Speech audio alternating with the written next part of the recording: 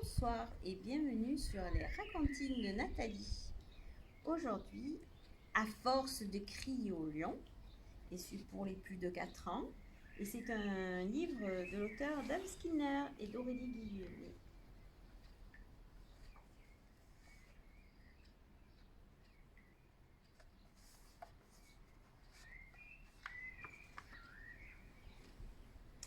À force de crier au lion.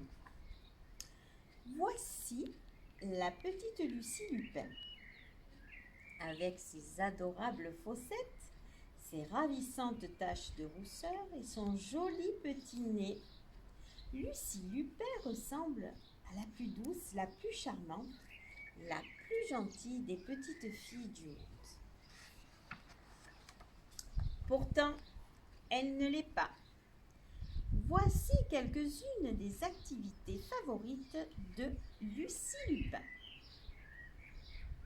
Mais qu'est-ce qu'elle préfère par-dessus tout? C'est de raconter de très gros mensonges.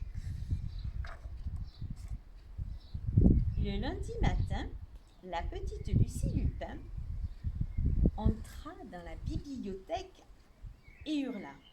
« Il y a un lion dans la bibliothèque, je l'ai vu, au rayon histoire en train de dévorer un livre sur l'Égypte.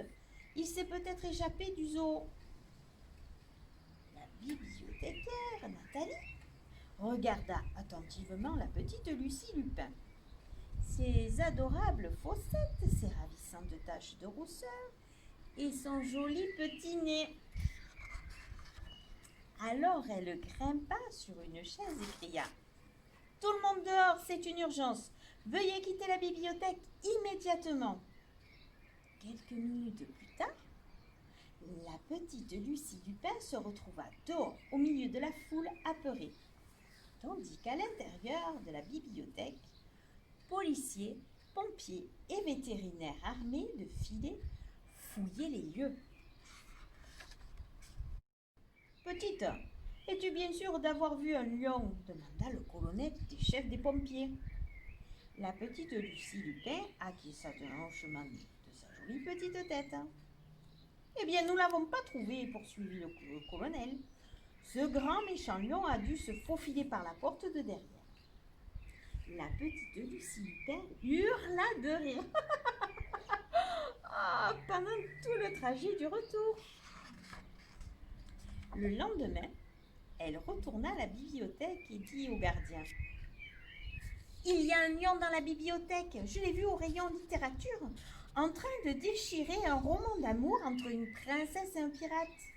Il s'est peut-être échappé du cirque. » Le gardien la regarda attentivement, la petite Lucie Lupin, ses fossettes, ses taches de rousseur et son petit nez. Alors, il pressa le bouton de l'alarme et cria « Tout le monde dehors, sur le champ !» Policiers, pompiers, vétérinaires, armés de filets, fouillèrent les lieux. Mais point de lion. La petite coquine de Lucie Lupin rigola pendant tout le trajet du retour. Le troisième jour, la petite Lucie surgit dans le café de la bibliothèque et hurla au serveur. « Il y a un lion dans la bibliothèque, je l'ai vu au rayon géographie, en train de licher un album sur les océans.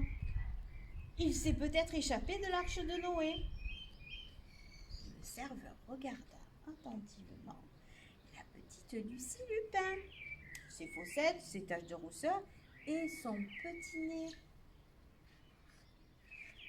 Alors il jeta son plateau, sa brioche et cria « Il y a un lion dans la bibliothèque, sauf qui peut !»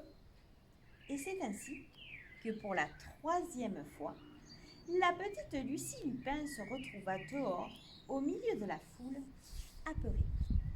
Tandis qu'à l'intérieur de la bibliothèque, policiers, pompiers et vétérinaires armés de filets fouillaient les lieux. Mais point de lion. Et sur le trajet du retour, la petite Lucie Lupin hurla de rire si fort qu'elle faillit en tomber à la renverse. Cette nuit-là, la bibliothécaire, Nathalie, Le gardien et le serveur se réunirent pour résoudre le mystère du lion dans la bibliothèque. Au début, je n'ai pas cru, dit le gardien. Je le regardais attentivement avec ses adorables fossettes, ses ravissantes taches de rousseur et son si joli petit nez. J'ai tout de suite pensé, cette fille, elle a l'air si douce, si charmante, si innocente, qu'elle dit forcément la vérité. Nous aussi, répondirent les deux autres. Vous savez, ajouta Nathalie. Moi aussi, j'étais une petite fille douce, charmante, si mignonne. En fait, j'étais si mignonne qu'on ne soupçonnait jamais de rien.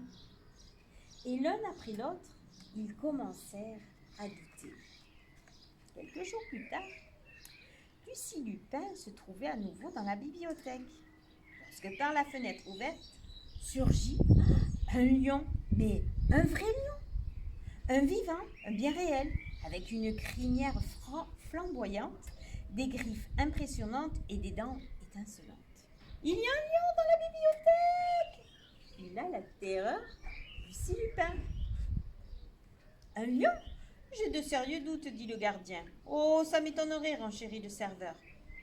Je suppose qu'il te poursuit dans toute la bibliothèque, en se léchant les babines, rigola Nathalie. Oui, oui, oui, cria Lucie Lupin. C'est exactement ce qu'il fait. Tu es une très vilaine petite fille qui raconte de bien gros mensonges, conclut Nathalie. Nathalie retourna à ses livres. Le gardien retourna à son ménage. Et le serveur retourna à ses brioches. Et plus personne n'entendit parler de la petite Lucie Lupin.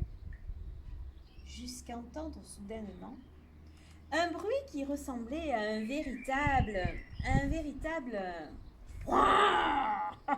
C'était déjà trop tard. Et vous savez quoi?